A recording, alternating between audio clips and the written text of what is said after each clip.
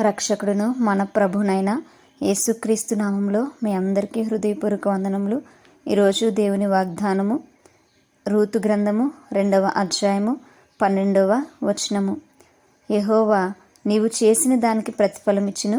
ఇశ్రాయేలీల దేవుడైన యెహోవా రెక్కల క్రింద సురక్షితంగా ఉండునట్లు నీవు వచ్చితివి. ఆయన నీకు సంపూర్ణమైన బహుమానం ఇచ్చినని ఆమెకు ఉత్తరమిచ్చెను. హల్లెలూయా. ఇక్కడ బోయాజు మరి రూతుతో మాట్లాడుతున్నట్టుగా మనం చూస్తూ ఉంటాం. మరి నిజంగా రూతు గారు ఏదైతే చేశారో అదంతా తెలుసుకున్నటువంటి బోయాజు ఆమెను దీవించుట మనం చూస్తున్నాం. ఆమె ఎడల మరి ఎంతగానో గొప్ప సహాయం చేసినట్టుగా కూడా మనం చూస్తుంటాం. బోయాజు ఆమె యందు దయ కలిగి ప్రేమ కలిగి మాట్లాడినట్టుగా ఇక్కడ మనకి కనబడుతూ ఉంటుంది.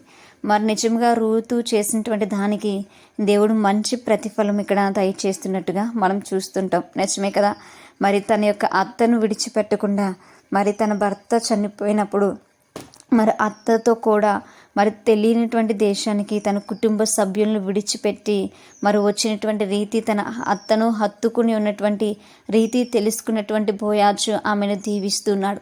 మరి దేవుడు కూడా ఇది చూసి మరి ఎంతగానో మంచి ప్రతిఫలం ఇచ్చినట్టుగా మనం చూస్తున్నాం. మరి నిజమే కదా. ఈరోజు మనము అటువంటి స్థితిలో ఉంటున్నామా లేదా అన్నది గ్రహించుకోవాలి. మనము మరి ఒక మంచి మార్గాన్ని మనం రూతు వలె ఎన్నుకునేటువంటి వారముగా మనం ఉండాలి. మనం చేసే క్రియలను బట్టే దేవుడు మనకి ప్రతిఫలము దయచేస్తాడు అనేటువంటి విషయము మనము జ్ఞాపకం చేసుకోవాలి. మరి రూతు తన యొక్క అత్తను మరి వెంట పట్టుకుని ఉన్నట్టుగా మనము కూడా మరి దేవుడు మనకిచ్చినటువంటి వారిని మనం వెంట పట్టుకుని ఉండేటువంటి వారము ఉండాలి. అది అత్త అయినా, తల్లిదండ్రులైనా, మరి భర్త అయినా, స్నేహితులైనా, ఎవరైనా సరే దేవుడు మనకిచ్చినటువంటి వారిని మనము మంచిగా చూసుకోవాలి. ఈరోజు ఇలాంటి అత్త కోడళ్ళు చాలా తక్కువగా మనకి కనిపిస్తూ ఉంటారు. ఈరోజు మరి ఇటువంటి సఖ్యత మరి అనేక మందికి ఉండడం లేదు. అయితే ఇక్కడ రూతుని మాదిరిగా తీసుకుని మరి మనము ఏం చేయాలి అని అంటే, మనము మన దగ్గర ఉన్నటువంటి వారిని, మనకు దేవుడిచ్చినటువంటి వారిని మనము మంచిగా చూసుకునేటువంటి వారముగా మనం ఉండాలి. మనము దేవుని యొక్క రెక్కల క్రిందకు వచ్చేటువంటి వారముగా ఉండాలి. మరి రూతు మోయాబీరాలే అయినప్పటికీ కూడా ఇక్కడ దేవుని యొక్క దగ్గరికి రావడానికి ఇష్టపడుతూ ఉంది.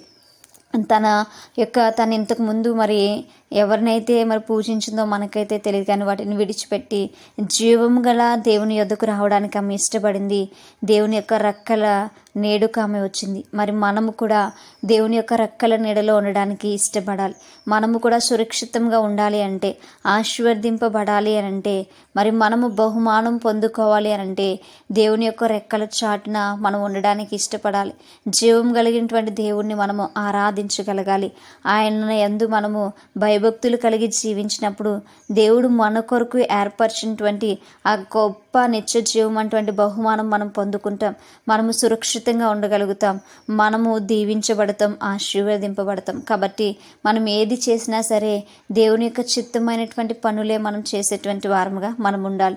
దేవుణ్ణి సంతోషపెట్టేటువంటి పనులు మనం చేసినప్పుడు దేవుడు ఖచ్చితంగా మనల్ని దీవించి ఆశీర్వదిస్తూ ఉంటాడు. మరి ఇక్కడ రూతు దీవించబడింది. రూతు కోసం దేవుడు గొప్ప బహుమానం ఏర్పాటు చేసి ఉన్నాడు. మరి మనము కూడా మరి దేవుని సంతోషపెట్టి దేవుని యొక్క రెక్కల చాటును మనం జీవించి దేవుడిచ్చేటువంటి బహుమానం పొందుకుందాం. అటువంటి కృప దేవుడు మనందరికీ కూడా అనుగ్రహించునుగాక. ఆమేన్. ప్రార్థించుకుందాం. పరిశుద్ధుడా, మహాగణుడా, గొప్పవాడా, యేసయ్యా మీకు స్తోత్రాలు. ప్రభా, ఆయన నీ యొక్క రెక్కల చాటున సురక్షితం ఉన్నది కనుక ప్రభా, అయా మీ యొక్క రెక్కల చాటుకు వచ్చిన ఆయన మేము దాగుకునేటువంటి వారు ఉంటుకుని సహాయం దయచేయండి. మీ పైన ఆధారపడుటకుని సహాయం దయచేయమని ప్రభా వేడుకుంటున్నాం. ఆయన తండ్రి, నా ప్రభా, నీవు ఇచ్చేటువంటి బహుమానం పొందుకున్నట్టుకుని ఆయన ఈ లోకంలో ప్రయాసపడేటువంటి బిడ్డలుగా మేము ఉన్నట్టుకుని సహాయం దయచేయమని, మీకు ఇష్టమైనటువంటిది మీ చిత్తంలో నెరవేర్చుటను ఆయన మాకు నేర్పించమని, మాకు ఎల్లప్పుడూ మీ తోడు నుంచమని ప్రభా వేడుకుంటూ ప్రార్థన దయచేసి మీ పాదసని చేర్చుకోమని యేసయ్య అతి పరిశుద్ధ నామములో అతి మిక్కిలినేముగా బ్రతిమలాడి వేడుకుని పొందించిన మా ప్రియ పరలోకపు మా కన్న తండ్రి. అమ్మాయి. Praise the Lord everyone. May God bless you all.